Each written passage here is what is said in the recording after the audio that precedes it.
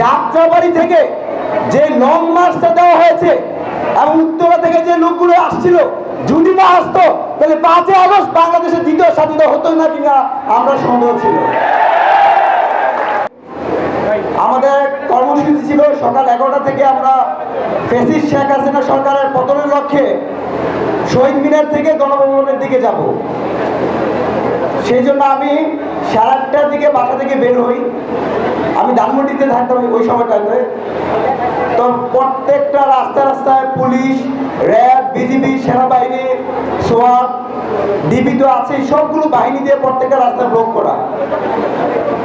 বক্সি বাজার দিকে যখন যাই তখন মনে হচ্ছে আজকে 4 আগস্ট রাতে সবার সাথে কানেক্ট হচ্ছিলাম যে অনেক মানুষ ঢাকায় আসতেছে, ঢাকার প্রত্যেকটা পয়েন্ট থেকে আমরা স্বতঃস্ফূর্তভাবে শেখ হাসিনা পতনের যে আন্দোলন সেটা আমরা বাস্তবায়ন করতে পারবো। সকাল থেকে আমরা কোথাও কোনো মানুষ দেখতে পাচ্ছি না। পরে আমাদের মনে হলো আমরা যদি শহীদ মিনারে গিয়ে একটা কথা বলতে পারি বা বার্তা জানাতে পারি তাহলে হয়তো সবার মাঝে একটা ইন্সপিরেশন কাজ করবে। বা আমরা যখন শহীদ মিনারের কাছাকাছি সময় যাই, আমার সাথে 8 জন ছিল, সাথে আমি সেখানে গ্রেপ্তার হয়ে যাই 15টার দিকে। যখন আমাকে প্রিজন করে নিয়ে যাওয়া হয় তখনও দেখি ঢাকা বিশ্ববিদ্যালয় থেকে শুরু করে আশেপাশে একটা লোকও নাই। তো আমরা ভাবছি যে যারা আমাদেরকে এত বেশি সাপোর্ট দিয়ে আসছিল বিগত সময়, আজকে কি তারা কোথাও নামবে কিনা।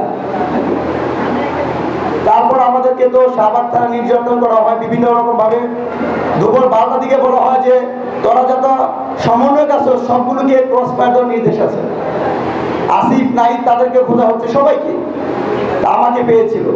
দেন দুপুর 12টার দিকে আমাকে শাহবাগ থানা থেকে নিয়ে ক্রস ফায়ার দেওয়ার জন্য সিটিটিসিতে নিয়ে যাওয়া হয়, কাউন্টার টেরোরিজম ইউনিটে।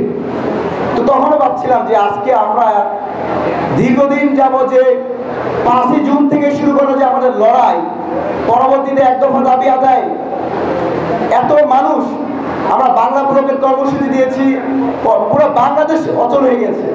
কমপ্লিট শাটডাউন কর্মসূচি দিয়েছি সব জায়গায়।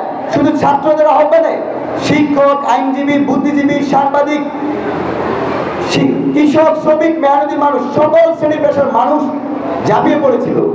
কিন্তু 5 আগস্টের সকালটা নিয়ে আমরা অনেক বেশি যে কোথাও কোনো সাপোর্ট মানুষজন দেখতে পাচ্ছি না। আসলে আজকে যে আমি আপনাদের সামনে কথা বলতে পারছি তার পিছনে এই যাত্রাবাড়ি এবং উত্তরার সবচেয়ে গুরুত্বপূর্ণ ভূমিকা পালন করেছে। আমি মনে করি যদি যাত্রাবাড়ি থেকে যে লং মার্চটা দেওয়া হয়েছে এবং উত্তরা থেকে যে লোকগুলো আসছিল, যদি না আসতো তাহলে 5 আগস্ট বাংলাদেশের দ্বিতীয় স্বাধীনতা হতো না কিনা আমরা সন্দেহ ছিল। আমরা দেখতে পেয়েছি যাত্রাবাড়িতে যখন হানি ফ্লাইওভারে আপনারা যাচ্ছিলেন আর প্রত্যেকটা বিল্ডিং থেকে স্নাইপার দিয়ে গুলি করা হচ্ছে, কিন্তু আমাদের যাত্রাবাড়ির বাইকদেরকে সেখান থেকে বিন্দু পরিমাণ সরাতে পারে নাই। সুতরাং এই যে ছাত্র নাগরিক অভ্যুত্থান, প্রত্যেকটা পদকে যাত্রাবাড়ি, ড্যামরা, কোতোয়ালির ছাত্র জনতার ভূমিকা ছিল অনেক বেশি। এটা আমাদেরকে স্বীকার করতেই হবে। আপনাদের প্রতি অনেক বেশি কৃতজ্ঞতা যে এত পরিমাণ নির্যাতন শিকার হয়েও আপনাদের জীবন বাজি রেখে স্বৈরাচার শেখ হাসিনার পতন নিশ্চিত করা পর্যন্ত আপনারা রাজপথে ছিলেন। আজকের যে আলোচনা, ছাত্র নাগরিক অভ্যুত্থান পরবর্তী আমরা কেমন বাংলাদেশ চাই, আমরা এমন একটা বাংলাদেশ চাই যেই বাংলাদেশের শিক্ষা ব্যবস্থা হবে আন্তর্জাতিক মানের। আমরা এমন একটা বাংলাদেশ চাই যেই বাংলাদেশে সাবেক শিক্ষামন্ত্রী নুরুল ইসলাম নাহিদ, দীপুমণিদের মতো প্রশ্নবাসের বাংলাদেশ হবে না। আমরা এমন একটা বাংলাদেশ চাই যেই বাংলাদেশে মেধাভিত্তিক বাংলাদেশ তৈরি করা যাবে। আমরা এমন একটা বাংলাদেশ তৈরি করতে চাই যেই বাংলাদেশে দুর্নীতি দমনের দায়িত্বে যারা আছে তারা দুর্নীতি করতে পারবে না, রক্ষক যারা আছে তারা বক্ষক হিসেবে মানুষকে নির্যাতন করতে পারবে না। আমরা এমন একটা বাংলাদেশ চাই যেই বাংলাদেশের বিচার ব্যবস্থা হবে স্বাধীন এবং নিরপেক্ষ। আমরা দেখতে পেয়েছি কি গত 15 বছরে যদি কেউ আওয়ামী লীগ ছাড়া অন্য যে কোনো দল করুক, তার নাম শোনার সাথেই বিচারক তাকে রিমান্ডে গিয়ে নির্যাতন করার আদেশ দেওয়া হতো। আমরা এমন একটা বাংলাদেশ তৈরি করতে চাই যেই বাংলাদেশের প্রত্যেকটা মানুষ, কৃষক, শ্রমিক 3 বেলা খাবার খেতে পারবে।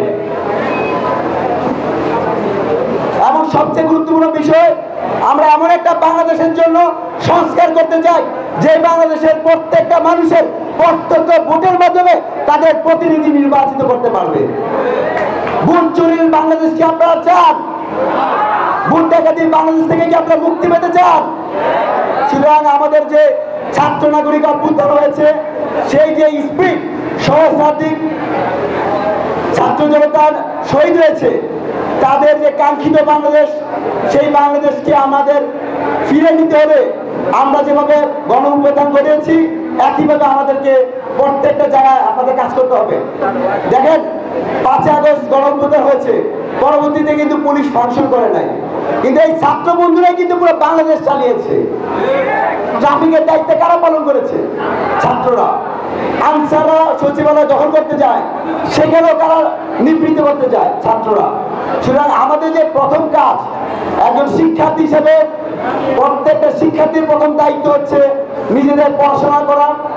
আশা করি আমরা আগামী যে বাংলাদেশ, সেই বাংলাদেশের শিক্ষার্থীরা যোগ্যতার ভিত্তিতে, মেধাভিত্তিক বাংলাদেশ তৈরি করবে। সেই বাংলাদেশে আপনারা ভূমিকা রাখবেন, সেই প্রত্যাশা রেখে আমি আমার বক্তব্য শেষ করছি।